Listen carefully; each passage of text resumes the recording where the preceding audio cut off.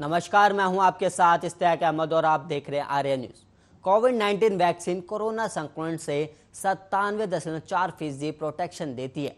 Apollo hospital group द्वारा corona संक्रमण की जांच के लिए की गई एक स्टडी में यह दावा किया गया है और इस स्टडी में 3,235 हेल्थ केयर वर्कर्स को शामिल किया गया था और हेल्थ केयर वर्कर्स में से 2,480 ने वैक्सीन की दोनों डोज ली थी, जबकि 755 एक डोज ले चुके थे। इन पर भी की गई स्टडी में पता चला कि टीकाकरण के बाद कोविड-19 संक्रमण की मामूली रहा और इससे गंभीर बीमारी नहीं हुई और स्टडी के मुताबिक महिला में संक्रमण का अनुपात 1.84 गुना अधिक था और इसमें बताया गया कि यह अधिकतर मुख्य रूप से नर्सिंग कर्मियों के रूप में मरीजों की देखभाल में उनके सक्रिय भागीदारी के कारण थी और संक्रमण की संभावना मेडिकल और नर्सिंग कर्मियों में मेडिकल, पैरामेडिकल, प्रशासनिक और सहायक कर्मचारियों की तुलना से ज़्यादा था। और स्टडी में ये भी सामने आया कि 3,235 टीकाकरण हेल्थ केयर वर्कर्स में से 2.63% अध्ययन अवधि के दौरान टीकाकरण के बाद कोविड-19 वायरस से संक्रमित हुए। अध्ययन में कहा गया है इनमें से 76.5% फुल्ली वैक्सीनेटेड थे और 23.5% आंशिक रूप से टीकाकरण करवा चुके थे और वैक्सीनेशन की प्रोटेक्शन रेट 97.4% थी।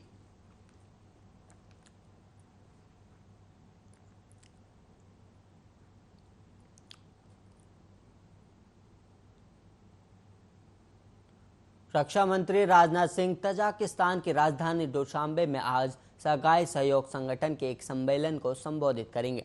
वह अपने संबोधन में आतंकवाद सहित क्षेत्रीय सुरक्षा चुनौतियों और इससे निपटने के तरीकों पर ध्यान केंद्रित कर सकते हैं।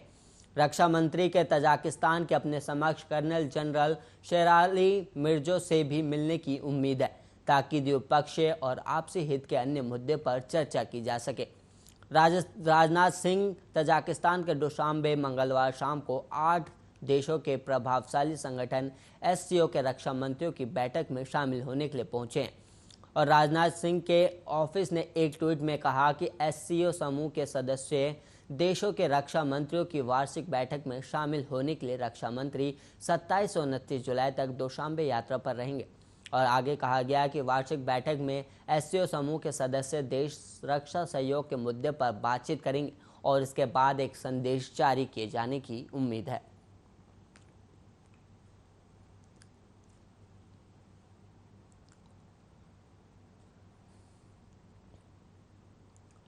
केंद्र सरकार ने असम और मिजोरम की सीमा पर हुई हिंसा के आलोक में आज दोनों राज्यों के मुख्य सचिवों और डीजीपी की बैठक बुलाई है और आपको बता दें बैठक 11 बजे हुई और केंद्रीय गृह सचिव अजय भल्ला असम मिजोरम सीमा पर अचानक हिंसा बढ़ने के विषय पर चर्चा के लिए बैठक बुलाई गई थी और इस बैठक की अध्यक्षता मुख्य सचिवों और डीजीपी की इस बैठक में शांति फॉर्मूला तैयार किए जाने की बात की गई ताकि इन दोनों राज्यों की सीमा पर दोबारा हिंसा न हो।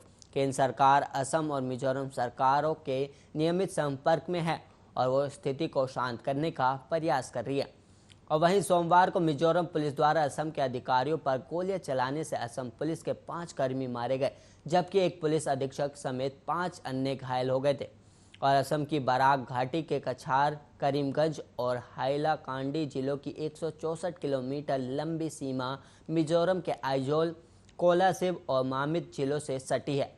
पिछले कुछ हफ्तों के दौरान दोनों पक्षों द्वारा एक दूसरे के क्षेत्र में अतिक्रमण के आरोपों और छिटपुट झड़प के बीच अंतर्राज्यीय सीमा पर हिंसा हुई और असम पुलिस के 5 कर्मी मारे भी गए और इस हिंसक घटना से महज 2 दिन पहले ही गृह मंत्री अमित शाह ने पूर्वोत्तर राज्यों के मुख्यमंत्रियों के साथ बातचीत की थी और लंबित सीमा विवाद को समाधान की आवश्यकता पर बल भी दिया था और उधर असम सरकार ने मिजोरम के साथ सीमा विवाद को लेकर हुए संघर्ष में 5 पुलिसकर्मियों और एक आम नागरिक की मौत पर मंगलवार से 3 दिन के राजकीय शोक की घोषणा भी की है और इस बीच असम मिजोरम सीमा पर तनाव भी बना हुआ है और सीमा से लगते कछार जिले के लोगों ने पड़ोसी राज्य की आर्थिक नाकेबंदी की और धमकी भी दी है और असम सरकार ने एक आदेश जारी करने के बताया कि राजकीय शोक की अवधि में राष्ट्र ध्वज आधा झुका रहेगा और सार्वजनिक मनोरंजन के कोई भी कार्यक्रम आयोजित नहीं होंगे।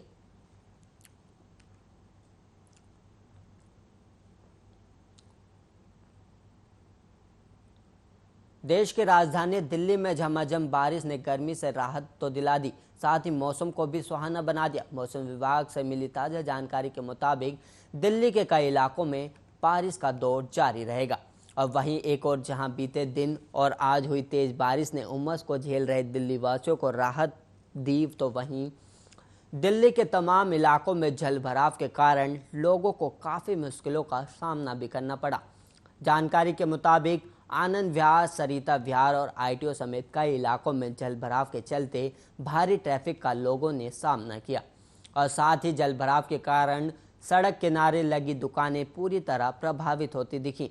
मौसम विभाग के अनुसार दिल्ली के कुछ इलाकों में 100 मिलीमीटर बारिश दर्ज की गई, जो साल 2013 के बाद से अब तक का सबसे बड़ा रिकॉर्ड बना है। और वहीं बताया गया कि बीते एक दशक में ये तीसरी बार है जब 100 मिलीमीटर या उससे ज़्यादा बारिश दर्ज की गई हो। मौसम विभाग ने आज भी तेज़ बारिश का अनुमान लगाया है और विभाग ने तेज़ बारिश के आसार को देखते हुए ऑरेंज अलर्ट जारी किया हुआ है।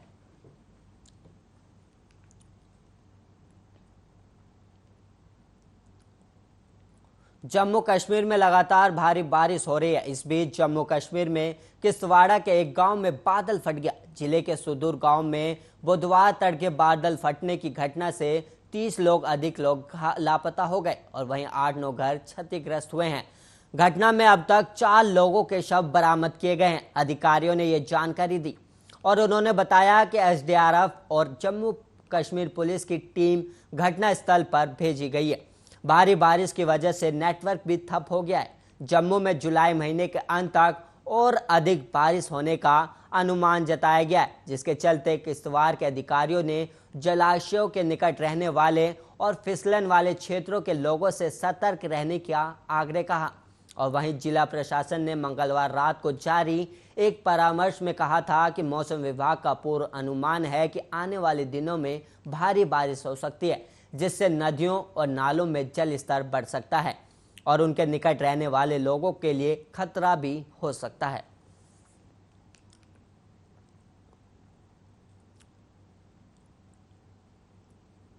बंगाल की सीएम ममता बनर्जी इस वक्त दिल्ली दौरे पर है और उन्होंने आज सोनिया गांधी से मुलाकात की है। इसके अलावा ममता बनर्जी आज दिल्ली के मुख्यमंत्री अरविंद केजरीवाल समेत विपक्ष के कई बड़े नेताओं से भी मिली। अब मंगलवार को उन्होंने प्रधानमंत्री मोदी से भी मुलाकात की थी। ममता बनर्जी के दिल्ली दौरे की चर्चा लुटियन जोन के गलियारों से लेकर पार्क स्ट्रीट की गलियों तक है।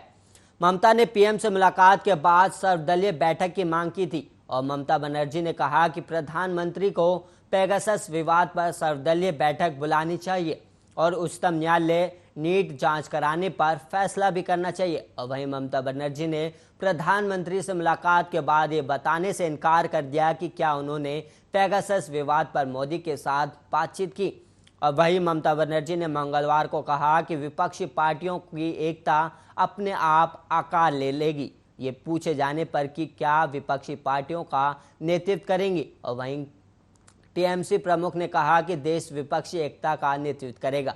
साफ है कि ममता दिल्ली में बैठे विपक्ष का सहारा बनना चाहती हैं।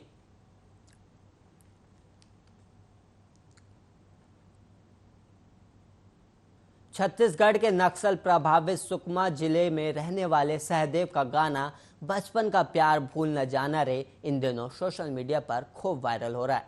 उनके गाने के फैंस में बॉलीवुड सिंगर बादशाह भी शामिल हैं। जब बादशाह के पास ये वायरल वीडियो पहुंचा तो उन्होंने साथ में गाने का सहदेव को ऑफर दे दिया और उन्होंने इस बच्चे से वीडियो कॉल के जरिए बात भी की और उसे चंडीगढ़ बुला लिया। और वहीं छत्तीसगढ़ के मुख्यमंत्री भूपेश बघेल ने छात्र सहदेव से मुलाकात की और साथ का एक वीडियो भी ट्वीट किया और इस वीडियो में सहदेव वही गाना गाते हुए सुनाई दे रहे हैं और उनके गले में एक फूलों की माला डाली हुई है। इसके बाद यूजर अलग अलग तरीके से उस पर अपनी प्रतिक्रिया दे रहे हैं। दरअसल जो गाना बचपन का प्यार वायरल हुआ है उसे सहदेव ने 2 साल पहले 5वीं कक्षा में पढ़ने के दौरान स्कूल में कार्यक्रम के दौरान गाया था। वे उस वक्त पैंदलनार स्थित शासकीय प्राथमिक स्कूल में पढ़ रहे थे। उसी दौरान उनकी स्कूल टीचर ने सहदेव का एक गाना सोशल मीडिया पर अपलोड किया था, जो बाद में जाकर वायरल हो गया और इस समय सहदेव 7वीं क्लास में है। सहदेव का एक गाना इन दिनों इंस्टाग्राम, ट्विटर और सोशल मीडिया पर छाया हुआ है। शुरू में सहदेव को इस बात की भनक तक नहीं थी कि यह गाना इतना वायरल हो जाएगा।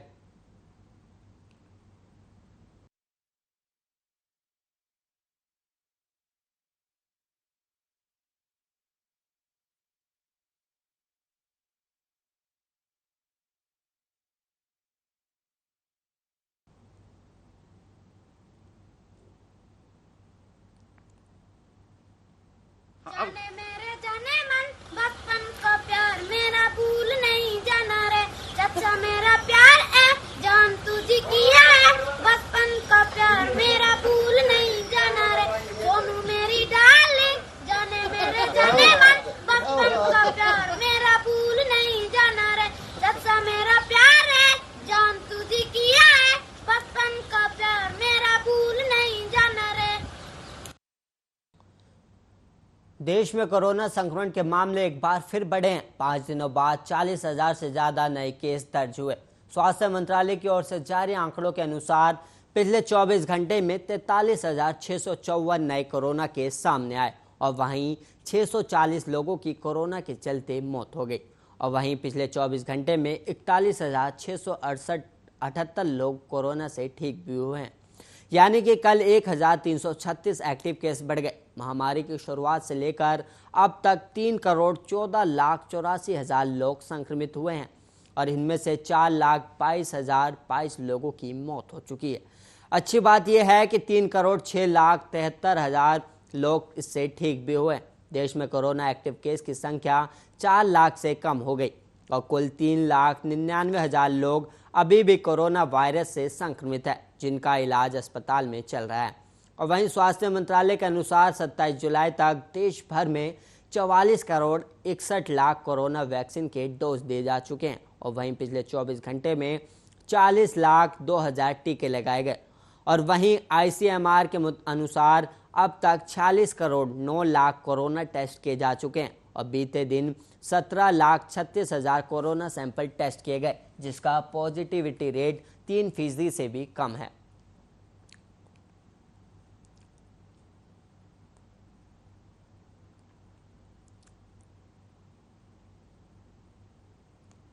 पंजाब से कोरोना संबंधित बड़ी राहत की खबर सामने आ रही है। मिली जानकारी के मुताबिक बीते 24 घंटे में कोरोना के चलते एक भी मरीज की मौत नहीं हुई और वहीं बताया गया कि बीते 24 घंटे में 45 नए मरीज सामने आए। साथ ही करीब 120 दिनों बाद राज्य में संक्रमण की दर 13% से गिरकर 0.13 पर आ गई। और वहीं स्वास्थ्य विभाग द्वारा जारी आंकड़ों के अनुसार पंजाब में अब तक 1,19,78,755 नए कोरोना के केस सामने आए।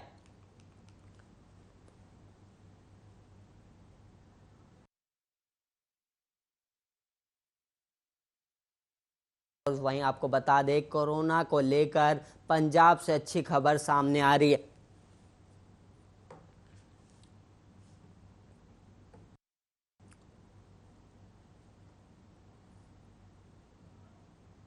अब 20 दिनों बाद पहली बार एक भी मौत नहीं हुई है। पंजाब से इस वक्त कोरोना की अच्छी खबर सामने आई और आपको बता दें 24 घंटे में कोरोना के सिर्फ 45 नए मरीज सामने आए, जो कि और पंजाब में अब तक 1,19,78,005 कोरोना के केस हैं और पॉजिटिव दर्ज हुई। वहीं 5,82,000 कोरोना वहीं चिन्हित जो गंभीर हालत में वेंटिलेटर पर रखा गया है और वहीं 75 मरीज ऐसे हैं। 20 दिनों बाद पहली बार पंजाब में एक भी मरीज की कोरोना के चलते मौत नहीं हुई।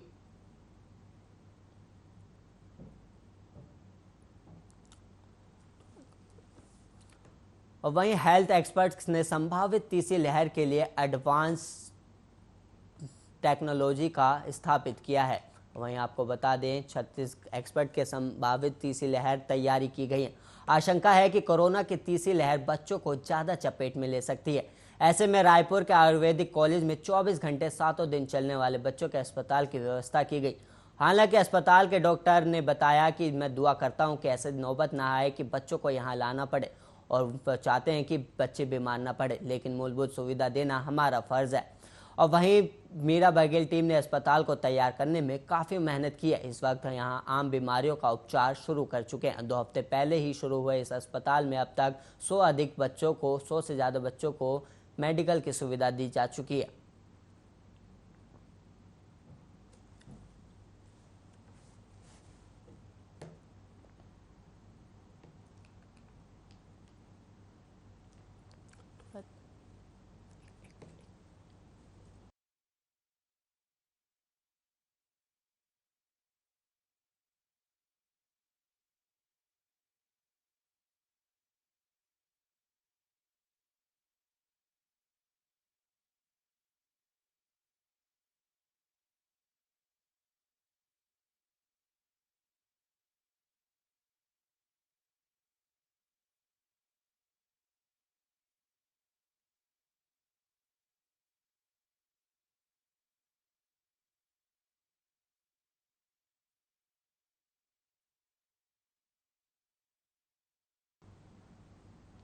और वहीं हिमाचल प्रदेश में मूसलाधार बारिश के कारण अचानक आई बाढ़ में कम से कम एक व्यक्ति की मौत हो गई और वहीं करीब 10 लोग लापता हो गए। और वहीं आपदा प्रबंधन के एक अधिकारी ने बताया कि बुधवार को ये जानकारी दी कि राज्य आपदा प्रबंधन निदेशक सुदेश कुमार मुखाता ने बताया कि लाहौल स्पीति में बादल फटने से अचानक आई बाढ़ से एक व्यक्ति की मौत हो गई और वहीं जबकि 9 लोग लापता हो गए। और वहीं इसके साथ ही चंबा जिले से एक अन्य व्यक्ति के लापता होने की भी सूचना मिली है। और उन्होंने बताया कि मंगलवार रात करीब 8 बजे लाहौल के उदयपुर में बादल फटा और मजदूरों के लिए 2 तंबू और एक निजी जेसीबी पानी में बह गए, जिसके बाद और आपको बता दें जम्मू कश्मीर निवासी 19 वर्षीय श्रमिक मोहम्मद अल्ताफ़ इसमें घायल हो गए, जिसके बाद अल्ताफ़ को नज़दीक के अस्पताल में भर्ती कराया गया। और वहीं अधिकारी ने बताया कि राज्य पुलिस और भारत तिब्बत सीमा पुलिस इसमें राहत बचाव के कार्य में लगी हुई है और वहीं दलों को लापता लोगों की तलाशी के लिए भी इसमें लगाया गया, लेकिन पानी के तेज बहाव के कारण मंगलवार रात को रेस्क्यू ऑपरेशन धीमा रहा, जिसके बाद बुधवार को सुबह रेस्क्यू ऑपरेशन फिर से चलाया गया। और वहीं इस अभियान में बुधवार सुबह फिर से शुरू किए गए रेस्क्यू ऑपरेशन में उन्होंने बताया कि चंबा में भारी बारिश के कारण अचानक बाढ़ आ गई थी और बाढ़ में चंबा पठानकोट मार्ग पर चानोट तहसील में एक जेसीबी हेल्पर बह गया और वहीं पुलिस और दमकल के दल तलाश अभियान में लगे हुए हैं।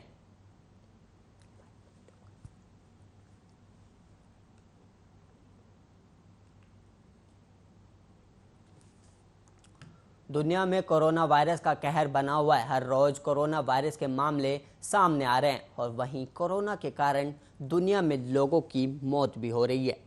इस बीच कई देशों ने यात्रा पर भी पाबंदियां लगा रखी है और इस बीच सऊदी अरब रेड लिस्ट में शामिल देशों में जाने वालों के लिए 3 साल की यात्रा प्रतिबंध कर दी गई। और वहीं आपको बता दें सऊदी अरब ने रेड लिस्ट में शामिल देशों की यात्रा करने वाले नागरिकों पर कोरोना वायरस और इसके नए वेरिएंट के प्रसार को रोकने के लिए ये फैसला लिया है और इसके तहत 3 साल का यात्रा प्रतिबंध लगाया है।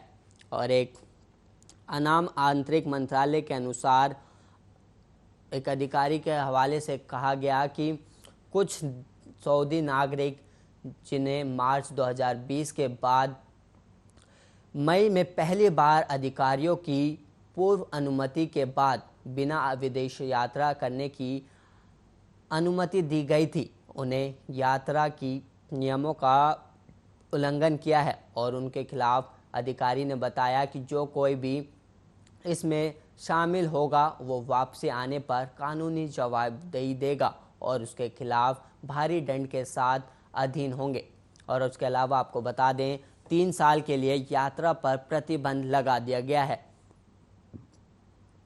और सऊदी अरब ने अफगानिस्तान, अर्जेंटीना, ब्राज़ील, मिस्र, Ethiopia, Bharat, Indonesia, Pakistan, Lebanon, दक्षिणी अफ्रीका और तुर्की, वियतनाम और संयुक्त अरब अमीरात सहित कई देशों में यात्रा पर प्रतिबंध लगा दिया है। और वहीं अधिकारी ने बताया कि आंतरिक मंत्रालय इस बात पर जोर देता है कि नागरिकों को अभी भी सीधे या फिर किसी अन्य देशों से इन देशों या किसी अन्य देशों में यात्रा करने पर प्रतिबंध है, जो अभी तक महामारी को नियंत्रित नहीं कर पाया है या जहां नए तनाव फैले गए हैं। वहीं लगभग 3 करोड़ की आबादी वाले सऊदी अरब सबसे बड़ी खाड़ी राज्य ने मंगलवार को कोरोना के 1389 नए कोरोना केस दर्ज किए गए और जिससे कुल मामले बढ़कर 5,20,774 हो गए और अब तक 8,189 मौतें भी हुई हैं। और इसमें देखा गया कि दैनिक संक्रमण जून 2020 में 4,000 के ऊपर के शिखर से जनवरी की शुरुआत में 100 केस तक से नीचे आ गया था।